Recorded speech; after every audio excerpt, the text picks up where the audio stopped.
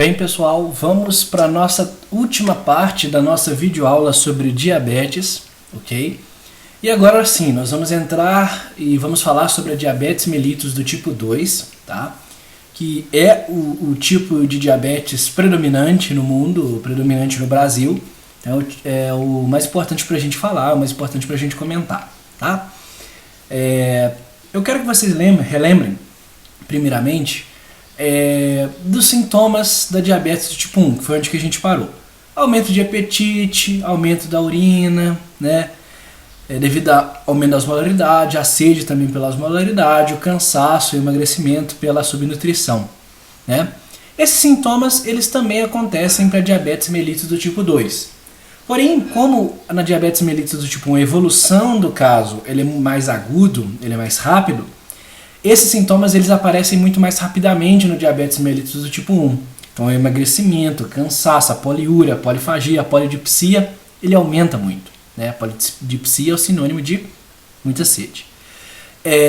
Agora, no diabetes mellitus do tipo 2, ele tem como uma característica progressiva.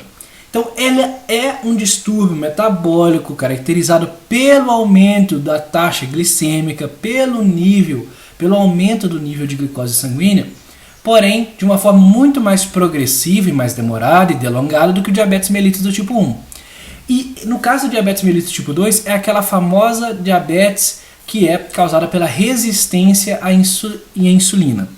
Ou seja, inicialmente essa diabetes caracteriza-se pela resistência do tecido periférico à ação da insulina. E aí fica fácil de entender.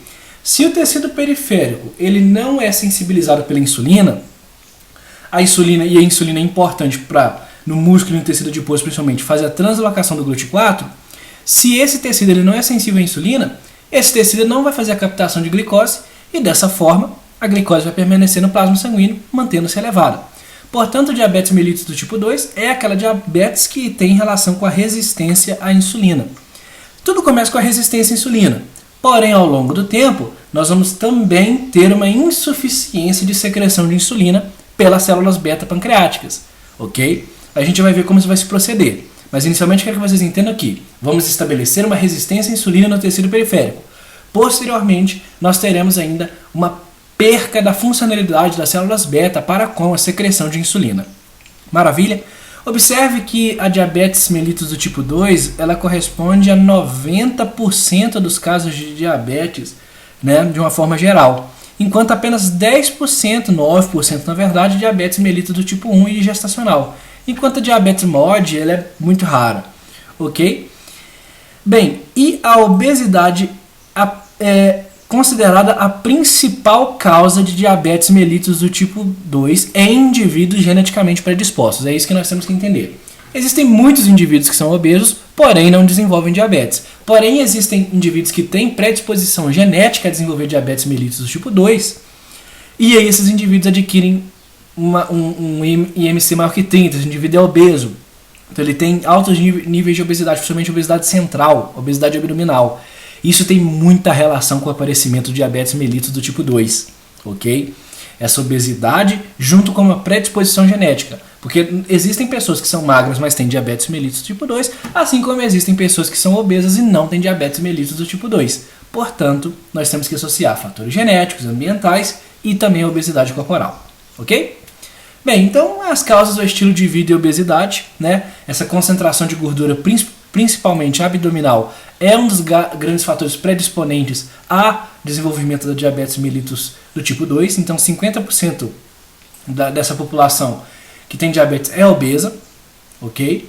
Obviamente, existem causas genéticas, então existem também quadros genéticos que vão desenvolver um diabetes mellitus do tipo 2 e dar uma predisposição para o indivíduo, ok? E aqui existem também outros fatores, né, que vão levar o indivíduo a desenvolver o diabetes tipo 2. Então, o fumo, alto teor de gordura, obesidade, excesso de peso, estilo de vida sedentário que vai estimular uma obesidade, pressão arterial elevada, colesterol elevado, são uma série de fatores que vão fazer a predisposição ao desenvolvimento do diabetes tipo 2, ok? Bem, vamos para a fisiopatologia dessa diabetes tipo 2. Já acabamos de falar que ela é caracterizada por uma resistência tecidual para com o hormônio insulina. Então a insulina inicialmente ela é secretada pelas células beta, diferente do diabetes mellitus do tipo 1, onde a insulina já não era nem mais secretada.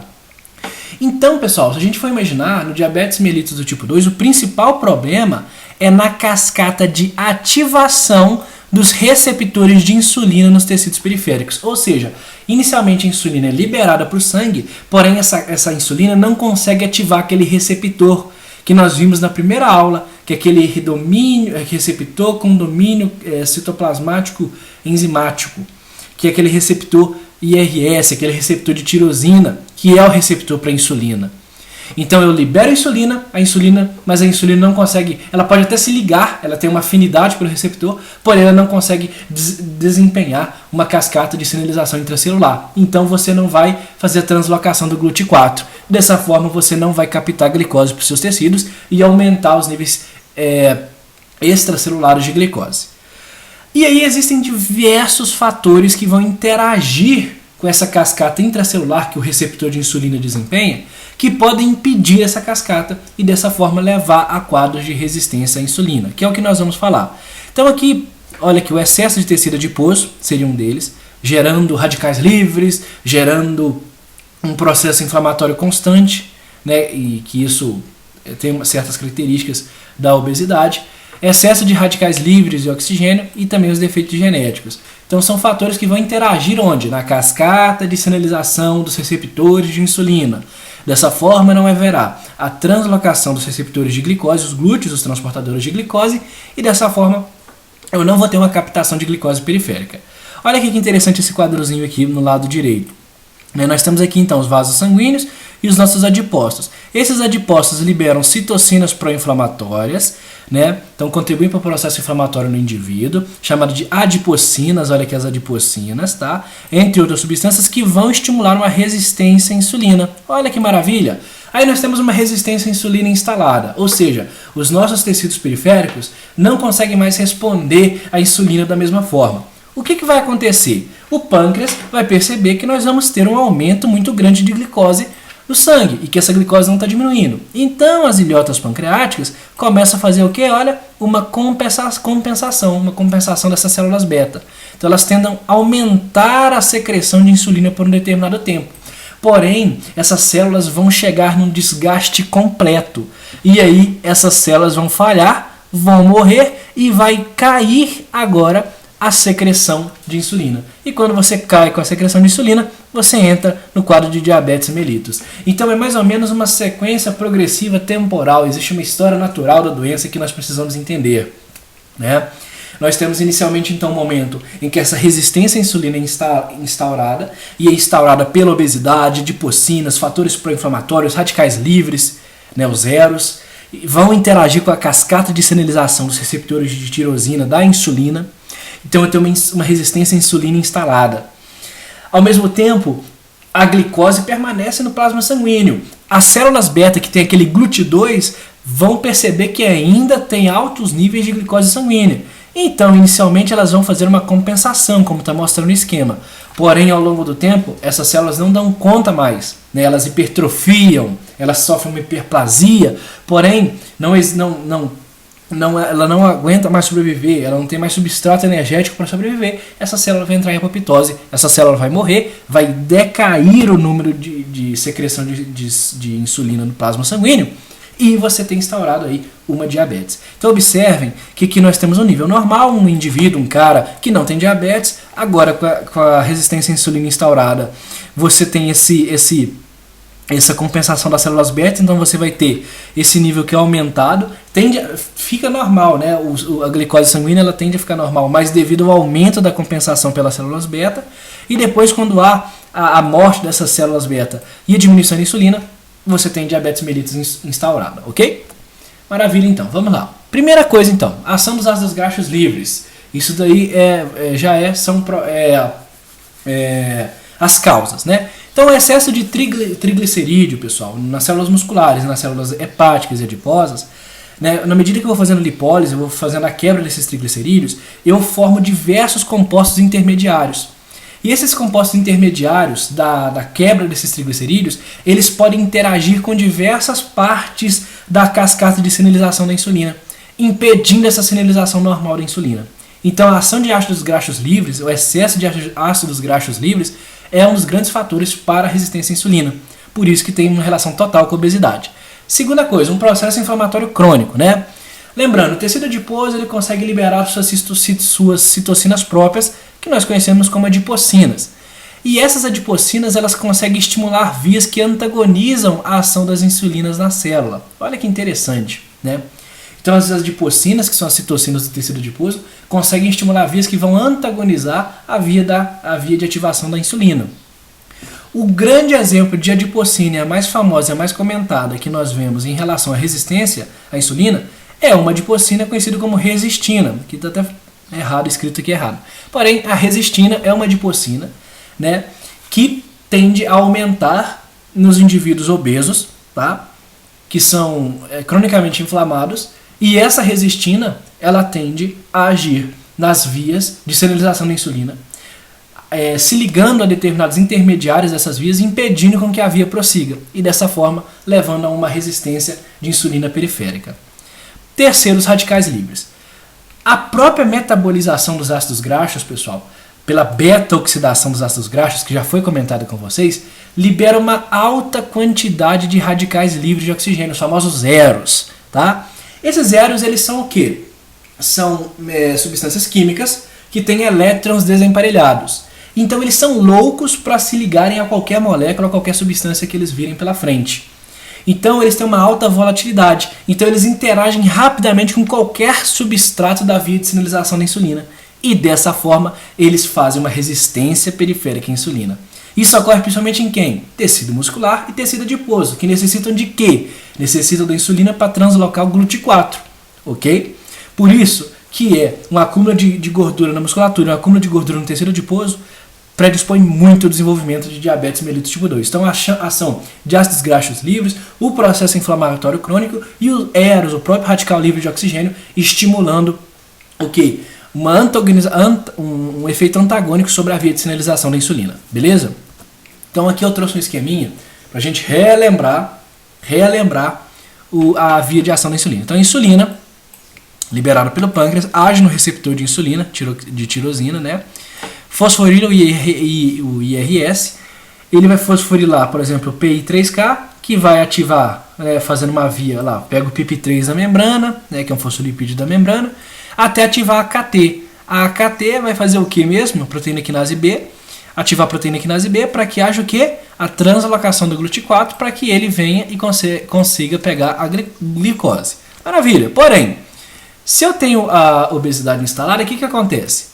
Os triglicerídeos e a metabolização dos triglicerídeos começa a formar compostos intermediários que vão se ligar ao IRS, impedindo com que haja a continuação dessa via, impedindo então com que haja a translocação do GLUT4 e dessa forma a captação de glicose.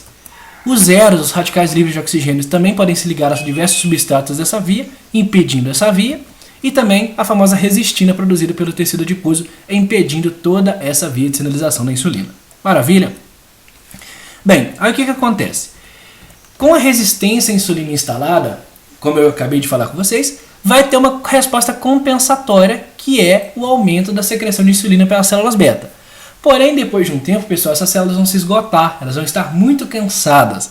E aí, elas começam a morrer, entrar em apoptose, morte celular geneticamente programada, e elas começam a diminuir, e começa a haver uma diminuição da secreção de insulina, ou seja, as taxas séricas de insulina, elas começam a cair, né? Portanto, pessoal, nós temos que entender que as células vão tentar uma compensação, mas ao longo do tempo elas vão morrer. Por isso que a diabetes mellitus é uma doença progressiva, tá? Não histologicamente falando, a gente vai ver o depósito de uma proteína amiloide no pâncreas, né, praticamente impedindo toda e qualquer secreção de insulina, que é devido à progressão da doença e à morte das células, fazendo esse depósito amiloide no pâncreas, tá? Esse esquema aqui é um esquema muito interessante pra gente, né, porque ele resume tudo que a gente acabou de falar. A predisposição genética do indivíduo, com obesidade e fatores de estilo de vida, como o hábito de fumar, prática de exercícios físicos, a pressão arterial elevada, vão desencadear no indivíduo uma resistência insulínica, porque vão produzir EROS, substâncias pró-inflamatórias, né, citocinas pró-inflamatórias, adipocinas, né, e o próprio metabolismo dos triglicerídeos gerando substratos que vão interagir na via de sinalização da insulina, impedindo a ação da insulina e impedindo a formação e a translocação do GLUT4 para a captação de glicose. O que vai acontecer? Hiperplasia compensatória das células beta. Então, inicialmente eu tenho uma normoglicemia. Beleza, a glicemia está normal, mas a resistência à insulina está acontecendo. Mas você não sente nada, não está acontecendo nada. Por quê? Você ainda não tem sinais e sintomas da doença. Agora, precocemente começa a acontecer uma insuficiência das células beta, elas não dão conta mais. Aí você já começa a ter o quê? Um comprometimento da tolerância de glicose. Você já começa a ter os níveis de glicose sanguínea mais elevados. Isso aí já pode dar um indício da progressão da doença, né? E, continuando ainda, na forma mais tardia possível, você vai ter uma insuficiência quase total dessas células beta, que vai diminuir muito, né, decair muito a secreção de insulina, que te leva para o quadro de diabetes. Ok? E aqui, nesse cantinho, nós temos aqui a falência primária das células beta, que é rara. O que é a falência primária das células beta? Diabetes mellitus do tipo 1. Beleza, pessoal? Maravilha. Bem, antes de falar um pouquinho da glicotoxicidade, nós temos que lembrar que os sinais e sintomas do diabetes mellitus do tipo 2 são bem próximos do diabetes mellitus do tipo 1. Porém, esses sinais e sintomas são menos evidentes, porque ela é uma doença mais delongada, que tem uma história natural maior, e é uma doença, então, que vai ter, o indivíduo vai, nas fases mais avançadas, ter poliúria, polidipsia, polifagia, ou seja, ele vai ter muita fome. Por quê? Porque vai diminuir o metabolismo proteico, vai diminuir a síntese de proteínas.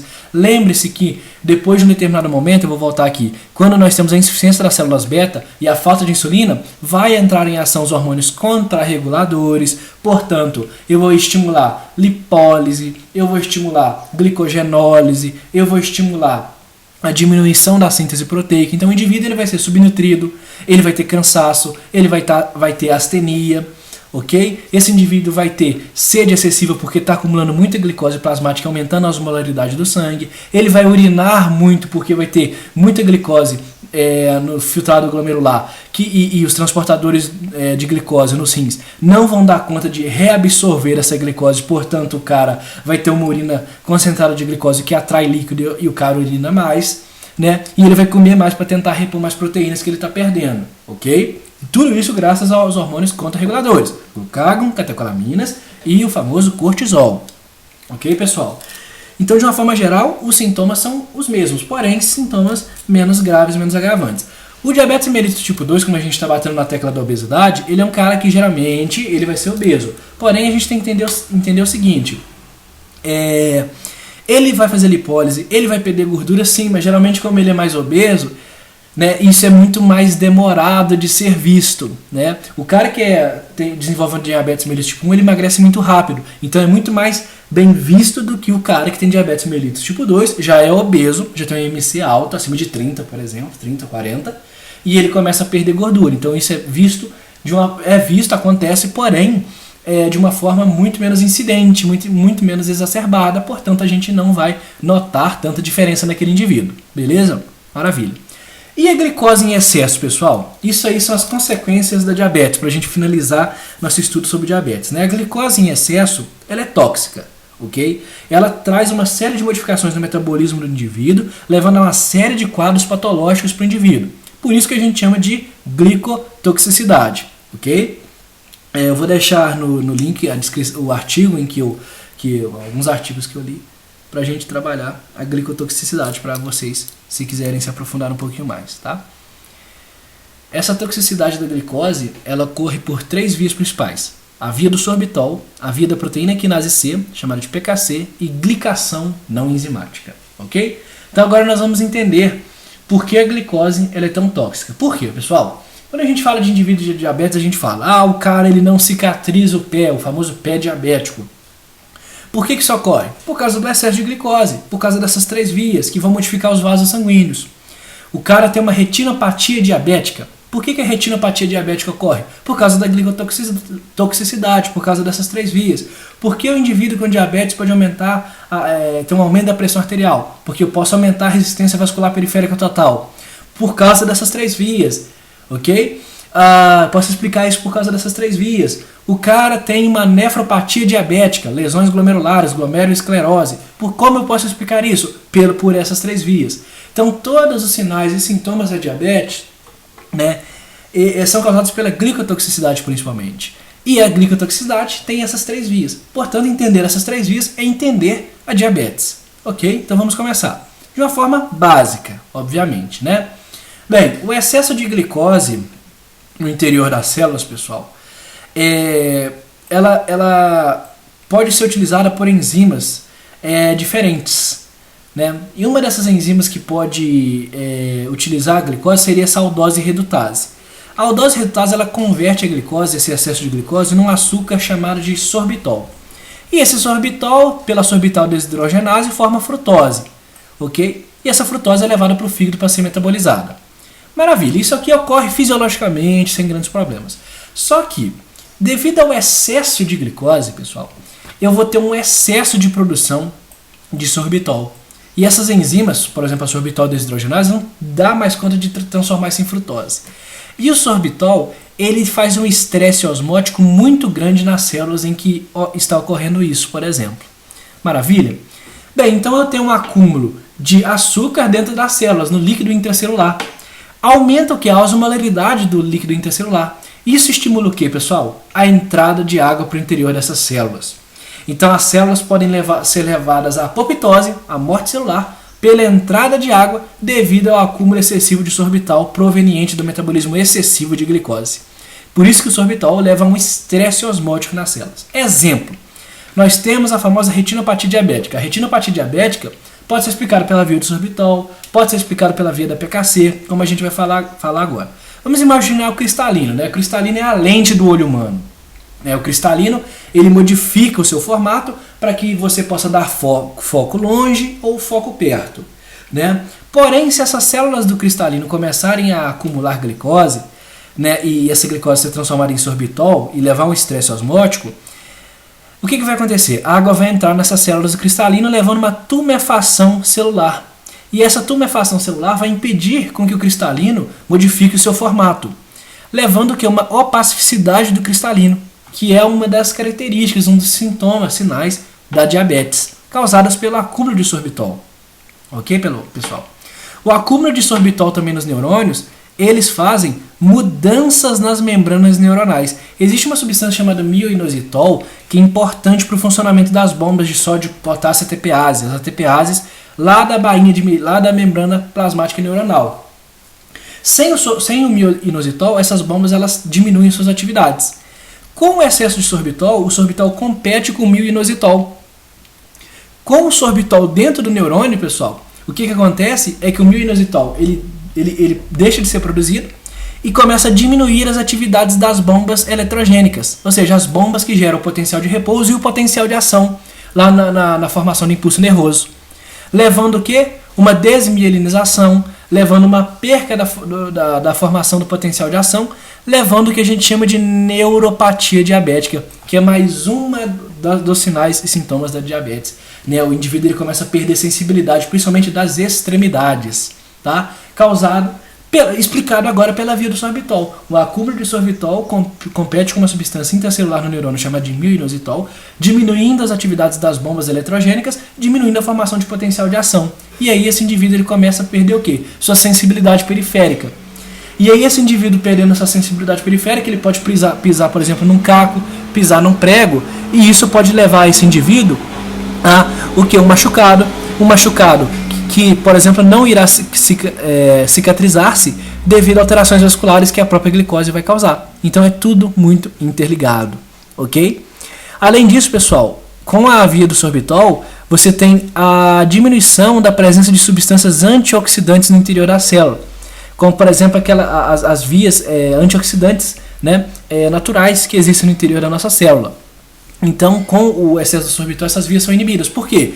Porque são vias que recrutam muito NADPH, NADP, NADH. E esse NADP, NADH, eles são muito importantes para receber elétrons, né, durante o processo de oxidação. Então,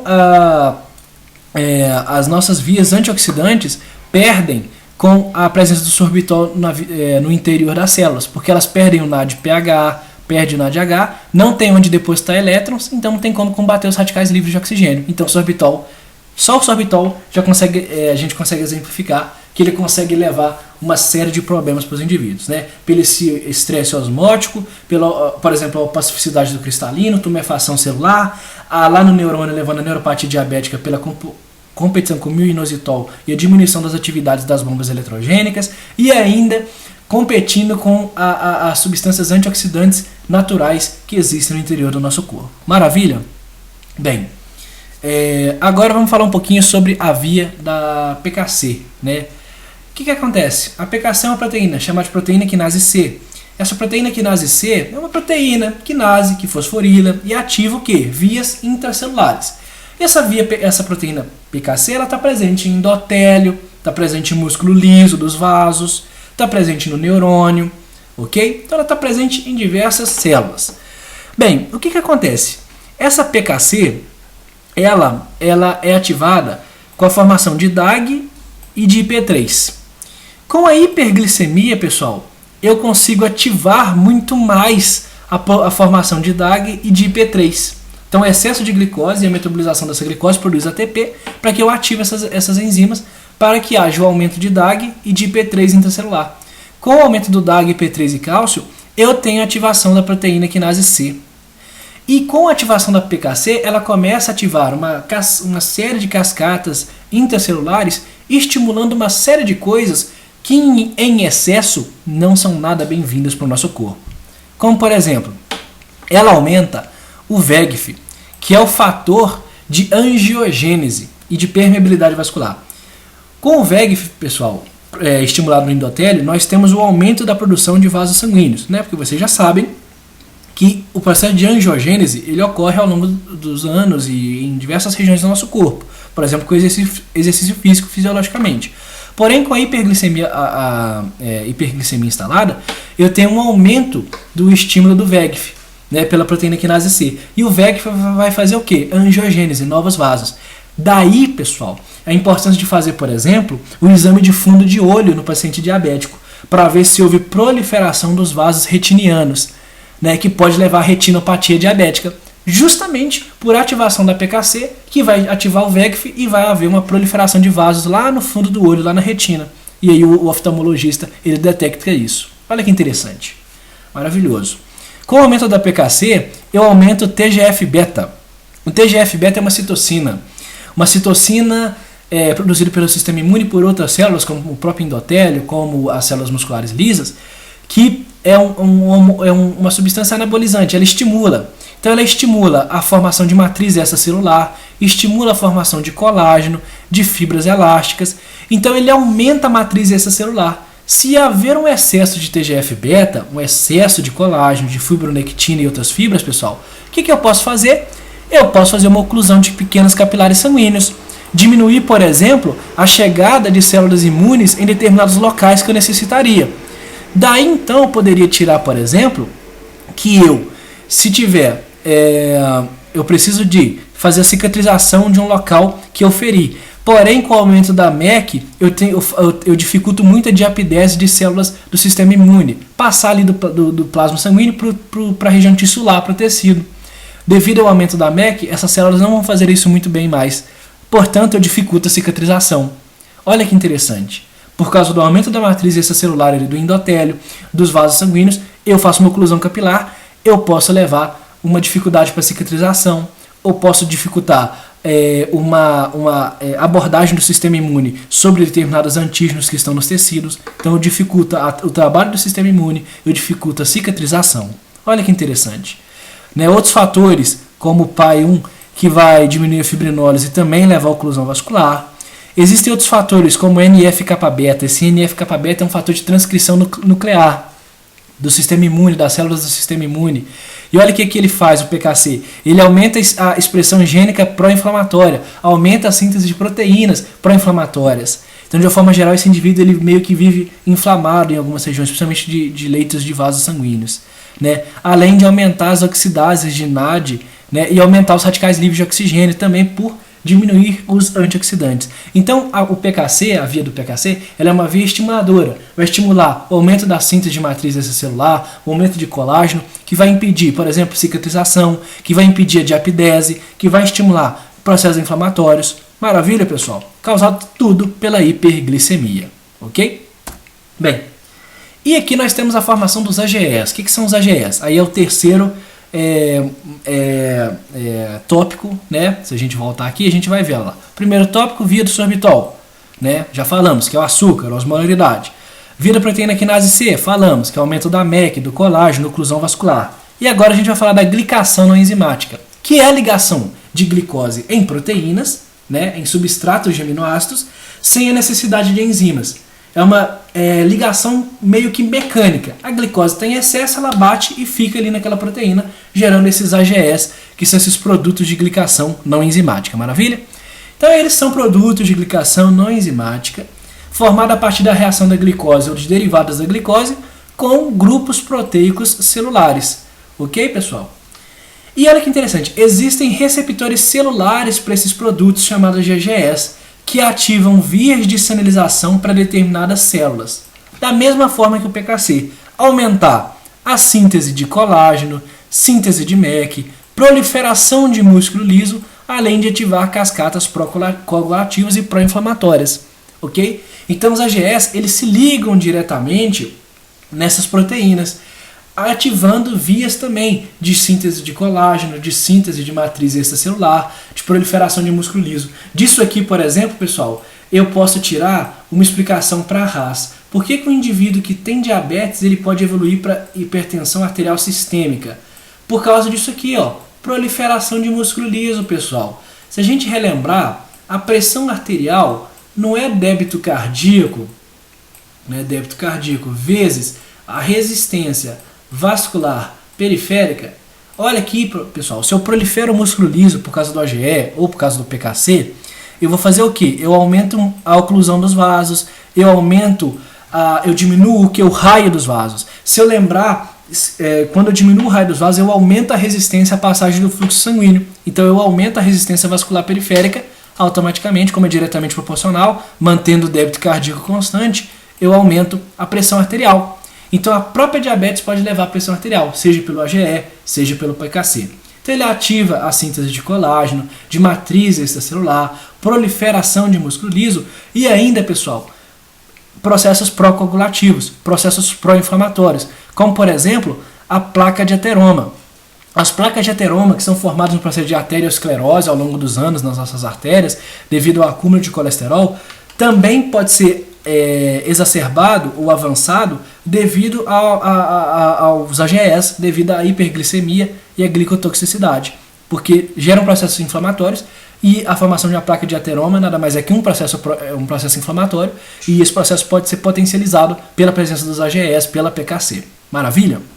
Bem, e aqui estão listadas as principais complicações da diabetes graças a essas três vias. Primeiro, a macroangiopatia, processo inflamatório em grandes artérias, como a aterosclerose, infarto agudo do miocárdio, doenças coronarianas e hipóxia. Bem, então na macroangiopatia eu vou começar a fazer lesões de grandes artérias, de grandes veias, de grandes vasos sanguíneos. Isso é causado por quê? Pelas três vias. Via do sorbitol, que vai fazer uma tumefação de endotélio e levar a lesão endotelial, né? A via da PKC, que vai aumentar a oclusão vascular, porque sintetiza MEC.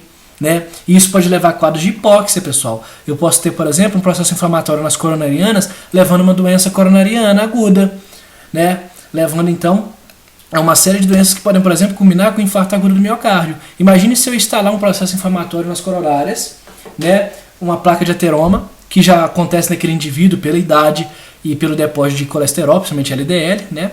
Que é o de baixa densidade. E com o diabetes instaurada, eu estimulo ali um processo inflamatório maior, eu vou aumentar a MEC naquele local, induzindo então doenças coronarianas de grandes vasos.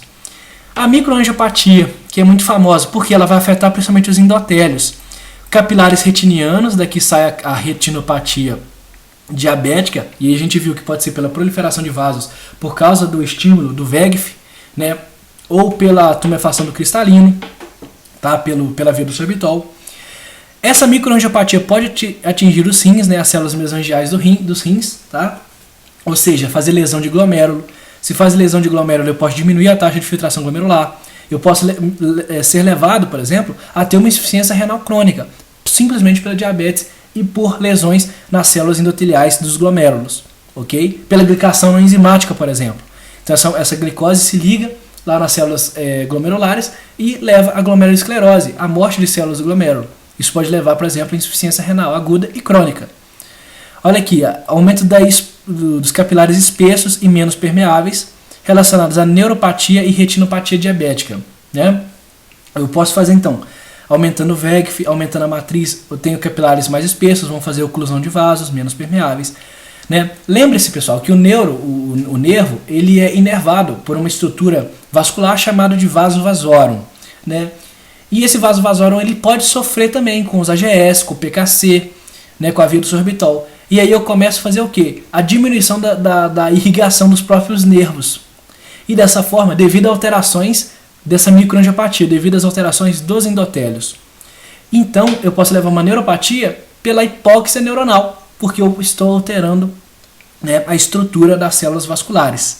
E a retinopatia diabética, como já falamos, né, pela proliferação excessiva dos capilares devido ao VEGF, que é formado devido ao PKC. Outra coisa muito importante é a nefropatia, principalmente pelo acúmulo de AGS, que são a glicose não enzimática. Então essa glicose ela vai lá, se liga a proteínas lá no glomérulo, né, e isso começa a fazer o quê? Olha lá, aumentar a matriz extracelular e aumenta o que é a membrana basal na barreira de filtração glomerular, que é o BFG. Então eu sintetizo mais MEC na barreira de filtração glomerular, na membrana basal, então eu tenho dificuldade para filtrar mais urina. Então eu faço uma redução do RFG, que é o ritmo de filtração glomerular, pela redução da área. Existe, se a gente for lembrar da fisiologia renal, um KF chamado de coeficiente de ultrafiltrado. E esse KF ele é determinado pelo K vezes S. O K é uma constante, que é o coeficiente um constante de ultrafiltrado. E o S significa área. Se eu começo a lesar áreas pelo excesso de glicose lá no meu glomérulo e diminuir a área de capilar, eu vou fazendo o quê? A diminuição do KF, que é a diminuição dessa constante de ultrafiltrado, né? Dessa forma, eu diminuo o ritmo de filtração glomerular por lesões nos vasos sanguíneos, pessoal. Maravilha? Levando uma nefropatia, doenças nos rins, nos néfrons, devido à glicotoxicidade e o diabético. Por isso que está tudo interligado, não tem como a gente separar uma coisa da outra. A retinopatia acontece pela via dos polióis, tá? Eu esqueci de falar que a via dos polióis é a mesma coisa que a via dos sorbitóis, os poliálcools, tá? E pela neovascularização, pela angiogênese estimulada pelo VEGF, maravilha. E a neuropatia, que é a desmielinização pela glicação, pelos AGEs, a diminuição do mioinositol, competindo lá com o sorbitol no interior dos neurônios e diminuindo a atividade das bombas de sódio e potássio, diminuindo a formação do potencial de ação. Tá? Então, isso daqui são as principais complicações que eu vou ter no indivíduo diabético. Além de tudo isso aqui está relacionado com a questão da dificuldade de cicatrização, pessoal. O indivíduo que tem neuropatia, ele não tem sensibilidade. Então o cara ele vai se machucar, não vai ver, por exemplo, por isso que é muito comum, onde na sola dos pés, ele machuca, ele não vê, devido à oclusão dos vasos, o aumento dessa matriz extracelular, a dificuldade de apidese, de ação das células imunes. O que vai acontecer com aquele cara, pessoal? Ele vai ter uma dificuldade de cicatrização, porque eu preciso de quê? De oxigênio. Eu preciso de células imunes, eu preciso de macrófagos lá na área para realizar a cicatrização, de plaquetas, né, de fibroblastos se proliferando. Se eu não tenho essas células, não tem como eu cicatrizar. Por isso que o cara que tem diabetes ele tem uma grande dificuldade de cicatrização e de ação do sistema imune. Por isso que eu trouxe essas complicações aqui, reunindo tudo que nós já falamos a respeito das vias de glicotoxicidade. Então, macroangiopatia, microangiopatia, que tem relação com os néfrons, que tem relação com a retina, e a neuropatia diabética. Tudo isso sendo explicado relacionado com as vias de glicotoxicidade. Via dos polióis, sorbitol, via da PKC e via dos AGS, que é a glicação não enzimática, que não depende de enzimas. Tá? Lembrando que essa é uma doença progressiva, que ocorre ao longo dos anos. Existem uma série de grupos farmacológicos que são utilizados pelas populações que apresentam diabetes mellitus tipo 2 principalmente, para que tipo 1 também, para evitar as complicações futuras dessa doença, ok? Que precisam ser controladas para evitar todas essas complicações que vocês veem que não são brincadeira. Maravilha, pessoal? Bem, então aqui só deixando algumas referências bibliográficas com vocês. Nas referências eu deixarei os artigos que eu li para montar essas aulas. Então, ok? Qualquer dúvida pode ser deixada nos comentários. E um grande abraço a todos vocês.